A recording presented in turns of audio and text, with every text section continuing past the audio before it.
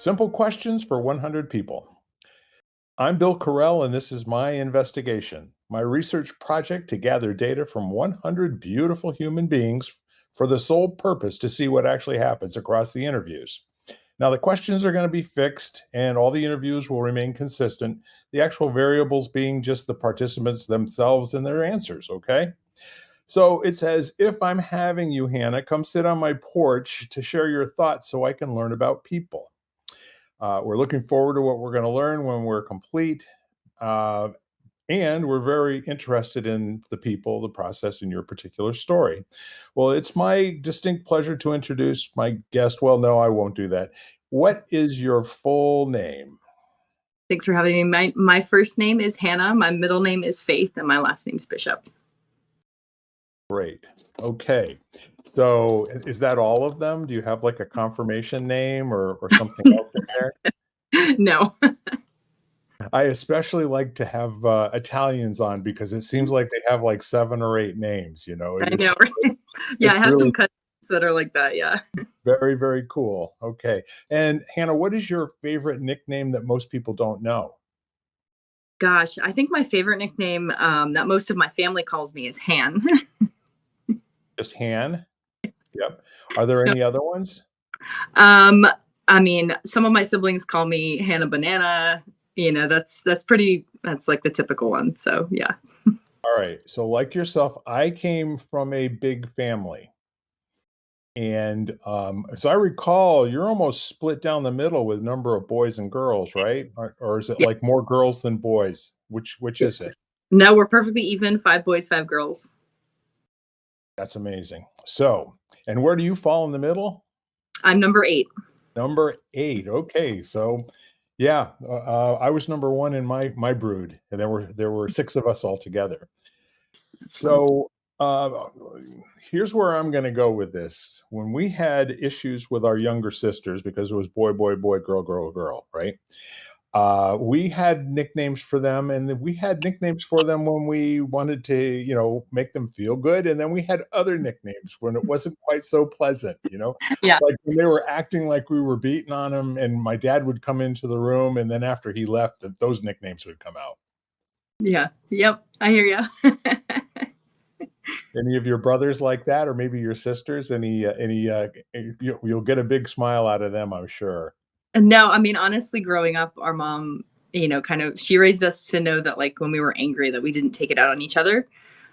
So we actually didn't do a ton of name calling and a ton of like bashing each other. But yeah, I mean, it's kind of gotten that way since we were older too. All of us just, we just love on each other and Yeah. try to have our arguments in a proper way and talk it out like adults. Yeah, and probably could get away with it one time and then got corrected after that. Oh yeah, absolutely. You're helping me remember, those years that, Sarah and I were hanging out and we were talking about doing, seminars for solopreneurs and stuff.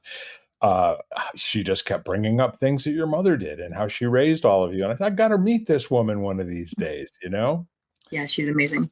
Yeah. So back to you. When did you first notice what color hair you had? Gosh, I would probably say maybe when I was 8, I saw somebody else with blonde hair, and I was like, "Wow, that's a different color than mine." Wow. Yeah.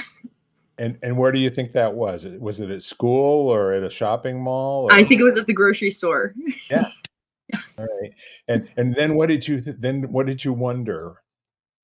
I wonder what I would look like with the hair like that, as everyone does. I For never sure. bleached it, though. I never did it. That's funny. Okay. And the other thing too is that you all have this marvelous curly, naturally curly hair, right? Yes. Yep. And it's quite a sight to behold, especially in your family pictures with all of you present at the same time. I can just only imagine if the guys let their hair grow out too. I know, right? Yeah, Greek and Italian. There you go. So, what is your favorite thing to do to intentionally waste time? I would probably say read. I'm an avid reader, so I definitely love to waste time doing that. So, if you know you've got stuff on your to-do list that has to be done later on in the day, later on the day is good for you, and you'll find something to read between now and then, kind of thing? Absolutely. Yep. Excellent. And what do you normally read?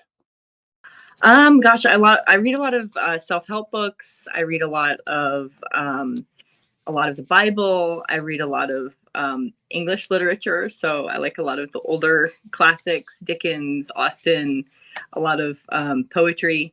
So Yeah. my range is quite large. So while you're wasting your time, you're also improving your outlook on life and growing your brain. I like Yes, it. absolutely. Yeah. So, Hannah, what is your favorite movie to watch alone? Gosh. Well, the last couple years, my go-to movie has been the 2005 version of Pride and Prejudice.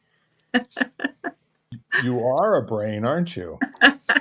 Yeah, I That's think I watched it 5 or 6 times last year, just on flights, at home on my phone. It's just a really peaceful film, and I just love I love the music, the cinematography. Yeah, it's good.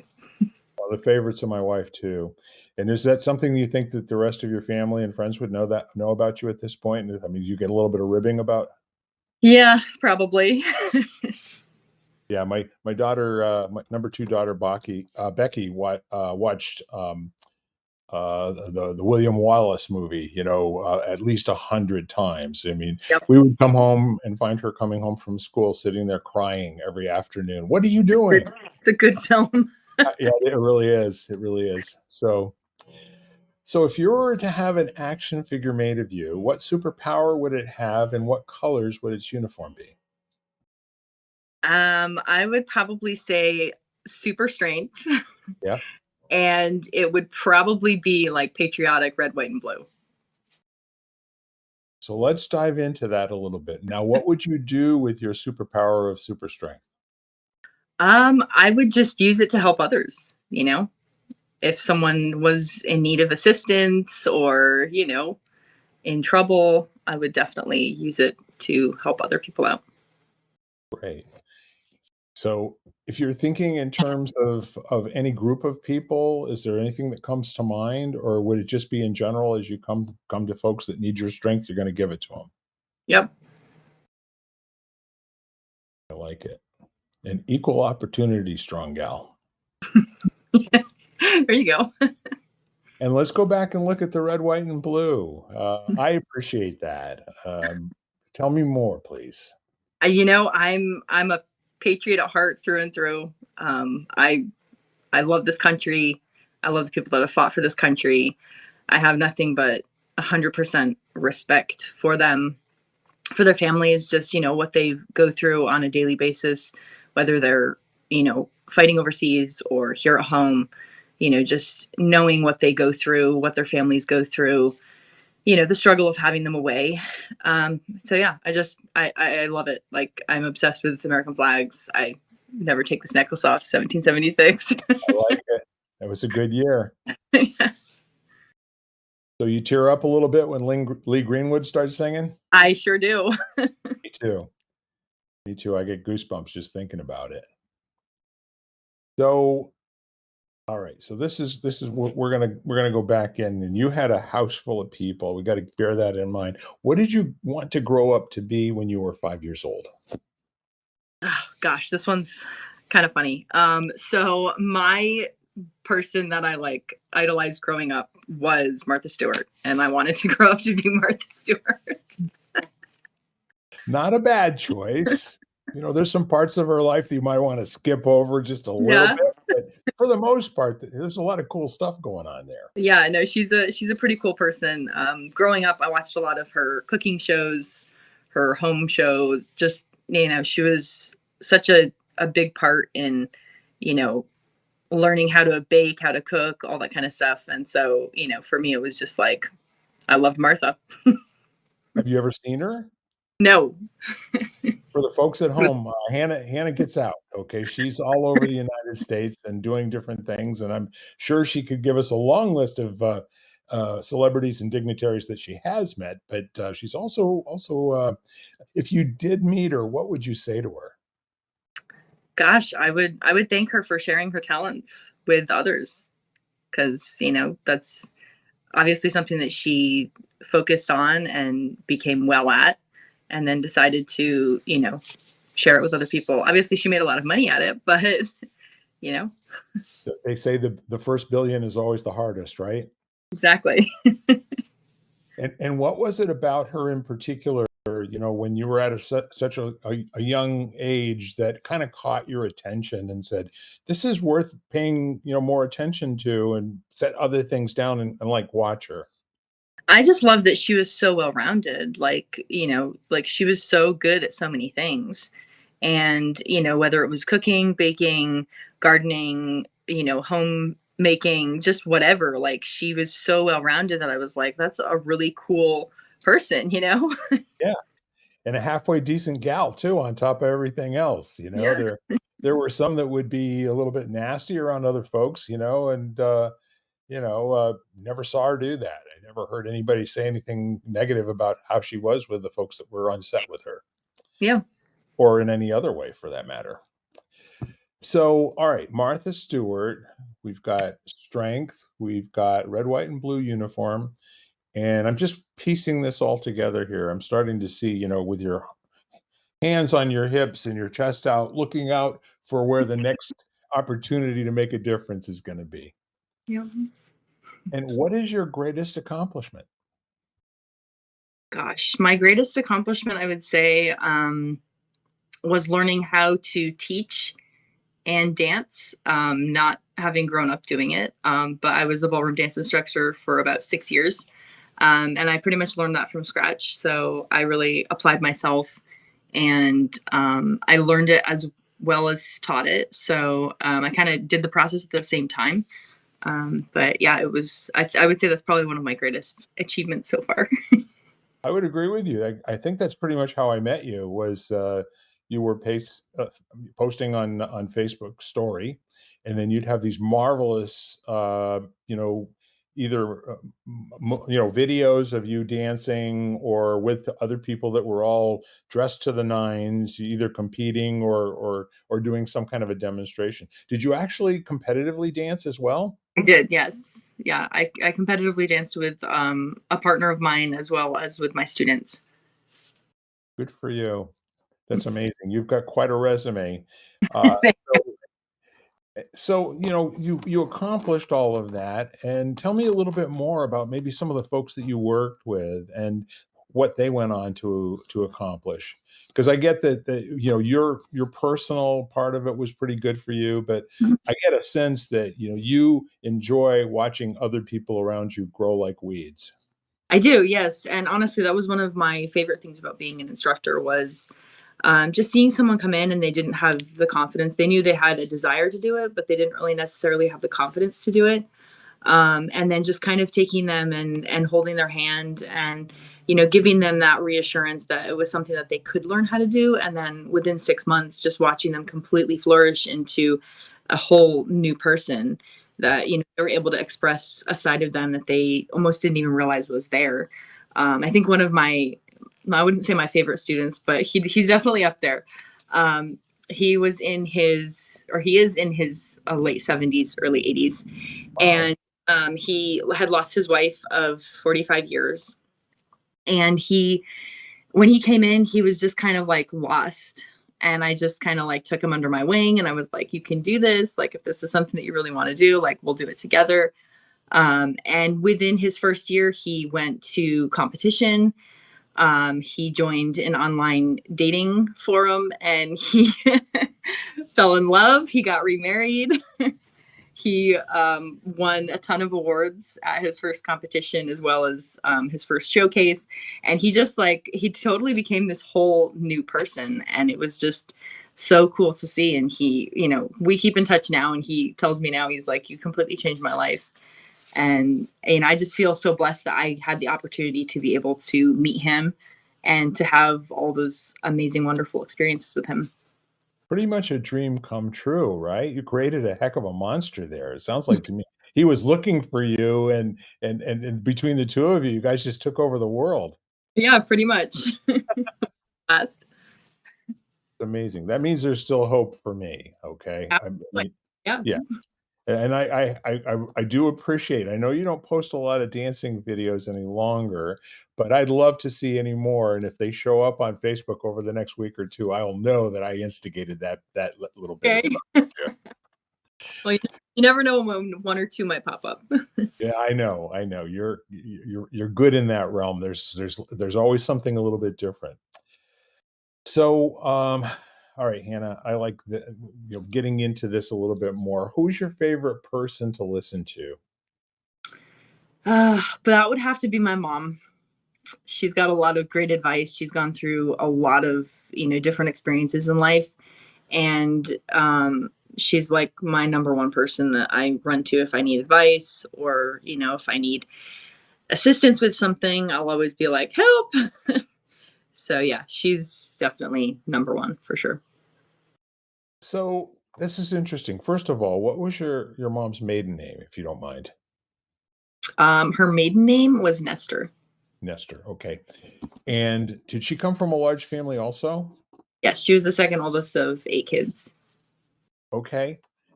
So you do get time in grade and gain a little bit of hard knocks wisdom as you're growing up, For along sure. with losing some of your teeth, so so it seems to me, by the time that she got to you, if you were number 8 out of 10, she probably had done it all pretty much by then. Yep. So Yeah, when you had more kids. it's usually the first one that knocks the walls down so that the other kids can march in behind, kind of scot-free. That's how it was at my house anyway. So, if you're thinking about the types of things that she would have conversations, like for instance, in the next week or two, what would you go and ask her for advice on? Just big stuff and small stuff. So right now I'm kind of transitioning in a couple of different job areas. So, she's like my number one person to go to about like what I should do or, life advice. Yeah. And then something as small as like, hey, I'm making this for dinner. Like, how would you cook it? Like something as small as that. Yeah. So she's very versatile in her advice. How frequently do you get to speak with her? Daily, actually. Excellent. Good for you. Good for you. I'm gonna live vicariously through your conversations with your mom because mine's been gone for a minute. We lost her in 2012, but I still talk to her every once in a while. Usually when I don't know what else to do, and she usually answers me back in some way or another, and that's what she's good at. She was always had an answer. Yeah.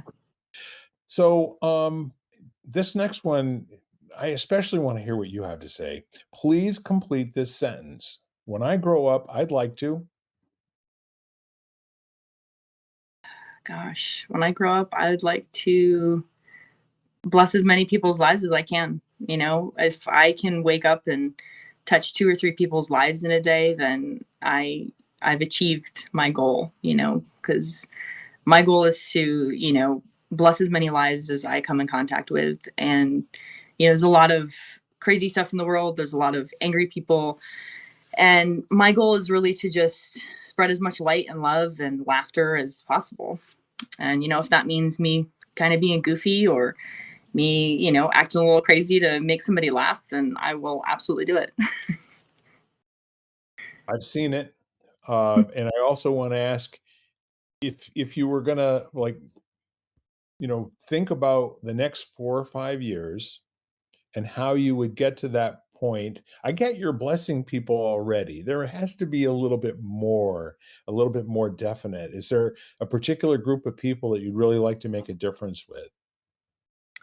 I think, like my generation, I think like a lot of, 20-year-olds, 30-year-olds, they're kind of lost. And I think that they need to know that there's people out there that are good people. There's people out there that care about them.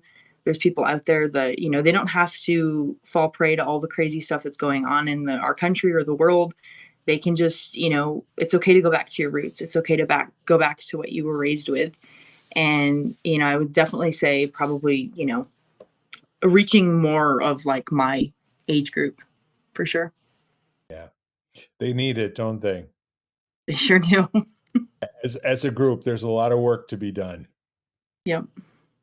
It doesn't mean they're not good people, it means they still need to find that out about themselves in many cases. Yep. Yeah. So, what is the most important thing in life to you right now? I think my family, realizing that like they're the most important, like working on those relationships, spending time with my niece, just focusing a lot on like the important stuff in life because it's so easy to get distracted by work, by money, by bills, by, everything else. And, unfortunately, a year ago, I lost my oldest brother. So that I'm really, sorry, I didn't realize that. I'm really sorry for your loss. thank you. Yeah. So it kind of, it put a lot of things into perspective for me as far as, you know, fixing relationships that might not have been, 100%, whether it was with family or, extended family. And so for me, yeah, it's just my focus right now in life is just really, giving as much as I possibly can to them and to those relationships. Yeah, you're tending to your fences and, strengthening them and building the relationships to the point where people know that you can count on them and you know you can count on they can count on you. Yeah, absolutely. Yeah, so you kinda threw me there a little bit. I'm so sorry I missed your brother, passing, but and I don't know Thank how I did that, but I better pay attention in the future. you. It's okay. You've helped me already. My goal is to be a better friend, okay? Okay. So, what would you like to leave in the world after your life is done? I would say a legacy, whether that is, my children or my children's children. I don't have any kids yet, but I hope to someday. And I hope that, I can leave them with, good morals and values to be able to continue to help people that are around them, to bless others' lives that are around them. Just to know that their impact is important. I think a lot of us don't realize how much our lives impact others just on a daily basis. So, whether that is with, just smiling at somebody at the grocery store or helping somebody out with their groceries that doesn't have enough money or, just small acts of kindness, how those really add up to something bigger and better in life. Yeah, That would be the legacy that I would want to leave behind would be, you know, that people would say about me that I was a wonderful person, that I was a lot of fun to be around, and that, they learned that from me. absolutely. Are you doing any volunteer stuff? Not currently right now. I am looking at, a couple different options as far as, doing some volunteer work. Yeah, and who's been lucky enough to get your attention in the past? I've given it away to a lot of friends. So I've done a lot of volunteer work for friends and their different things that they're working on, their different community service things, just giving away as much as I can. Absolutely. And you have a tremendous amount of energy too, and I don't know where you get it from. Do you? I do. I get it from the Lord. Yes, you do, and you're Viral. free to say anything you want to about that, by the way. This is your time. I mean, honestly, my relationship with the Lord has been the thing that has kept me grounded. It's been the thing that's kept me, going. Obviously, we all have our down days. We have our days where we feel, discouraged. We feel like, what's the point? Why am I here? But then, those are the times when you really run back to the Word. You run back to who He is and what He did for you. And, that's what keeps me grounded. That's what keeps me energized is knowing that, I have to tell as many people as I possibly can about how wonderful this person is and how they sacrifice their life for the whole world. Yes. Yes, my favorite thing to see on a T-shirt is John 3:16. Amen. I agree. So, that's the first 12 questions. Do you, go to a baker much? I don't because I do all my own baking. Oh, yeah? Good for you. I can't wait to try it. I know that all of you are really handy around the house, and I know your brothers are doing things like remodeling homes and in that construction kind of a thing. And it seems like most of your women have been doing the same thing with them from Yeah. time to time as well, right? Yeah, we, grew up very, very hands-on. Our mom, she wanted to make sure that we knew how to, do the important things in life so, we could take care of ourselves. And, we're very entrepreneurial growing up. So we obviously ran our own businesses and, we're very successful at that. So, yeah. That's good stuff. So when I go to the baker, and I buy a dozen of anything, I get a free one. Okay, so if it's cupcakes, donuts, rolls, it does, even bread. I've never bought 12 loaves of bread before, but I'm sure I'll get a 13th one. So here's your question, your baker's question, the 13th one. What is the thing that most people misunderstand about you? I would say the one thing most people misunderstand about me is I'm a servant. I'm a giver. And I think a lot of people sometimes think that that comes across in a way that there's ulterior motives attached to that. Yeah, And so that's misunderstood because I'll give as much as I possibly can give, whether that's my time, my yeah, energy, my assistance, whatever. And I think most people in the past, they're like, okay, well, you did this. What do you want? And I'm like, well, I don't want anything. I did it out of a good heart. So I think that's probably one of the biggest things that's misunderstood about me. yeah. Yeah, these days we hear about quid pro quos and strings and, Yep. entangling, whatever you one of these days I'm going to give you a call. You're going to have, I'll ask you a question and you will not be able to say no, that sort of Mhm. thing. Yeah. But I do see you as being, it normal and habitual for you to just constantly be a giver. Yeah. So, Mm. all right, folks, don't be misunderstood about that any longer. And so that's the questions that we have from the script. Now, do you have any questions of me, Hannah? I don't, other than the fact of how can I share this with others? Well, I'm glad I never plug the places that people can find this. I think we're on 17 different platforms, but all the big ones that you can think of: Amazon, Apple, Google, Spotify, Audible. There, it'll show up there. If you go in and you look for um, simple questions for 100 people, you'll be able to find it, and it'll probably come up sometimes in maybe the next 7 to 10 days. Okay. Okay. Awesome. That sounds fantastic.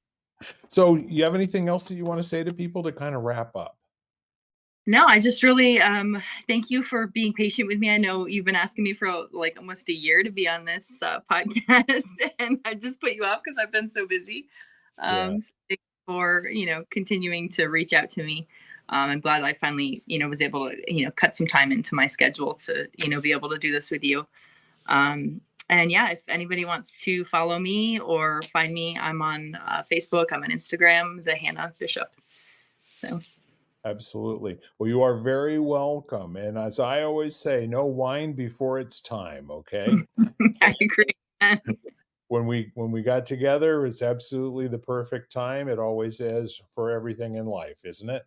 I certainly agree. Yes. So I thank you, Hannah Bishop, for your time today and for the messages out to all of our listeners. And just invite you all to just keep tuning in. And again, you will enjoy, especially if you go looking on uh, Hannah's story. She is constantly posting all of the things that she's in with different parts of the country and and then stuff with family. So it's really wonderful. And so thank you again, Hannah. Thank you. It's been a pleasure. Yep, it certainly has. So be well, and all you at home, simple questions for 100 people. It's funny, but not everybody answers things the same way. So I guess it's definitely worth listening. We get to hear everybody, their unique wonderfulness, and how absolutely genuine everyone is. Thanks again. Awesome. Thank you. All Bye. right. You've been listening to Simple Questions for 100 People, part of the Exvadio Podcast Network. You can find every episode at exvadio.com/podcasts, the Apple Podcast app, Google Podcasts, Spotify, iHeartRadio, and wherever you find podcasts.